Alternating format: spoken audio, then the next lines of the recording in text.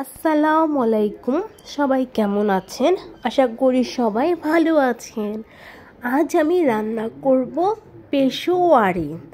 তো চলুন পেশোয়ারির রেসিপিটা দেখে আসি। তো এখানে আমি এর জন্য গরুর মাংস নিয়েছি 1.5 কেজি পরিমাণের আমি গরুর মাংস নিয়েছি। আর এখানে অবশ্যই হাড্ডি চর্বি পরিমাণটা একটু বেশি লাগবে এটা রান্নার ক্ষেত্রে। আপনি যদি সলিড মাংস দিয়ে করেন তাও হবে, কিন্তু খেতে অত বেশি ভালো লাগবে না। সব কিছু মিক্সড করে নিলেই বেশি ভালো হবে। তো এখন তার জন্য আমি এখন রান্না করার জন্য হাঁড়ি বসিয়ে দিলাম। আর এরকম একটু হাঁড়িতে এটা রান্না করলে সবচেয়ে বেশি ভালো হয়। এখন আমি অতি ফার্স্টে ঘি দিয়ে দিব। তো এখানে আমি প্রথমে 6 থেকে 7 টেবিল চামচ ঘি দিয়ে দিচ্ছি। এই পেশোয়ারিনটাতে মাংসতে যত বেশি পরিমাণের ঘি হবে মাংসটা ঘ্রাণ স্বাদ টেস্টও কিন্তু ভালো হবে। আপনারা চাইলে তেলও ইউজ করতে পারেন, কিন্তু টেস্টটা সেরকম আসবে না। তো আমি 7 থেকে 8 চামচ ঘি দিয়ে দিলাম। এখন ঘিটা হালকা একটু গরম হয়ে আসলে আমি মাংসটা ছেড়ে দিচ্ছি।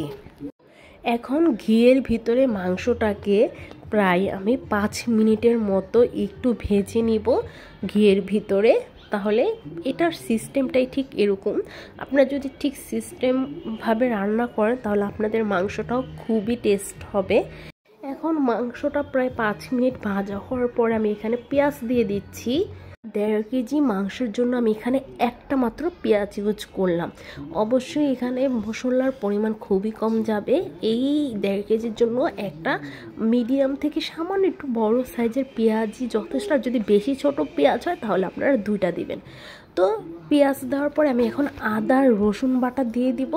এখানে আমি 1 টেবিল চামচ আদা ও রসুন বাটা দিলাম, মাত্র 1 টেবিল চামচ, এর বেশি কিন্তু এখানে দেওয়া যাবে না। এটা একদম পাতলা ঝোল হবে। এটাই হচ্ছে পেশোয়ারিন মাংস। অনেক মানুষ দেখি টমেটো দেয় রসুন দেয়, আসলে ওটা কিন্তু অথেন্টিক পেশোয়ারিন না। আমি যেটা রান্না করতেছি এটা হচ্ছে আবেশ হোটেলেও এইভাবেই পেশোয়ারিন মাংসটা রান্না করে, আর আমার কাছে এভাবেই বেশি টেস্ট হয়। ওভাবেও রান্না করে দেখেছিলাম, ওইটার টেস্ট কিন্তু ভালো আসে না। তো এখন আমি দিয়ে দিচ্ছি লবণের পরিমাণটা একটু কম দিবেন, কারণ মাংসটা অনেকক্ষণ যাবত জাল হতে হয়, তো প্রায় 2.5 থেকে 3 ঘন্টা জাল করতে হয়, তখন লবণের পরিমাণটা বেড়ে যাবে।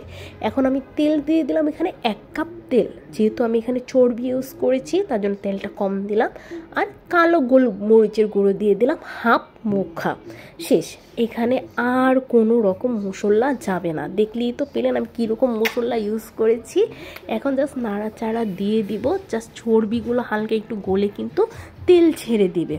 জাস্ট তেল ছেড়ে দিবে। এখন আমি দিয়ে দেব আলু। আর এখানে অবশ্যই আলাম সাইজের আলু ব্যবহার করতে হবে। একটু মিডিয়াম সাইজ নিয়ে আপনারা আলাম আলু দিয়ে দিবেন। এখন আমি আলুগুলো আপনাদের পছন্দের মতো আলু দিয়ে দিবেন, আপনারা আলু খেতে কেমন ভালোবাসেন। এখন আমি আলুটা দেওয়ার পর হালকা একটু আলুটাকেও কষিয়ে নেব, কারণ ঢাকনা লাগিয়ে দিলে আর ঢাকনা খোলা যাবে না। তার জন্য আলুটা দেওয়ার পর আমি একটু নাড়াচাড়া দিয়ে কষিয়ে নিচ্ছি। অত বেশি পরিমাণও কষানোর এখানে কোনো প্রয়োজন নাই। তো এখন আমি দিয়ে দেব লেবু। এখানে বড় সাইজের একটা আলাম লেবু আমি চিপে নিয়েছি। তো আনুমানিক ধরেন এখানে 5 টেবিল চামচের মতো লেবু আছে। তো অবশ্যই কিন্তু এখানে লেবুর জুসটা ইউজ করতে হবে।